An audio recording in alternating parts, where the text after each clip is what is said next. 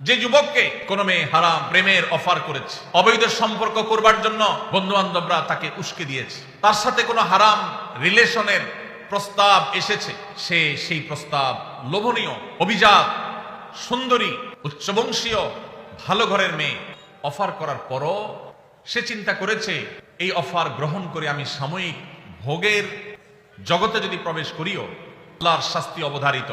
গোটা পৃথিবী মিথ্যা হতে পারে, সবাই মিথ্যা হতে পারে, আল্লাহর ওয়াদা, আল্লাহ নবী সাল্লাল্লাহু আলাইহি সাল্লামের ওয়াদা কখনো মিথ্যা হতে, দুনিয়াতেই ধ্বংস হবে, আখিরাত তো বহুত পরে। এই হারামের সাথে যদি সংশ্লেষ হয়, সম্পর্ক হয়, আল্লাহ রাব্বুল আলামিন গোটা জীবনকে জাহান্নামে পরিণত করে দিবেন। হারামের যে আযাব, এই হারামের আযাব শুধু মৃত্যুর পরে নয়, দুনিয়া থেকে শুরু হয়ে যায়।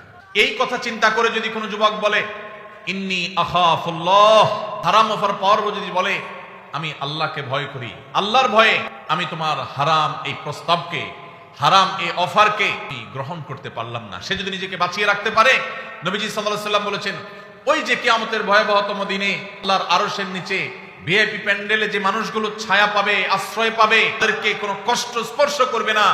এই যুবক, যেই যুবক হারাম এবং অবৈধ সম্পর্ক করার সুযোগ পেয়েও সেখান থেকে সে নিজেকে বাঁচিয়ে রেখেছে। আল্লাহ তাআলা আমাদের যুবক ভাইদের চরিত্রগুলোকে হেফাজত রাখার তৌফিক দান করুন।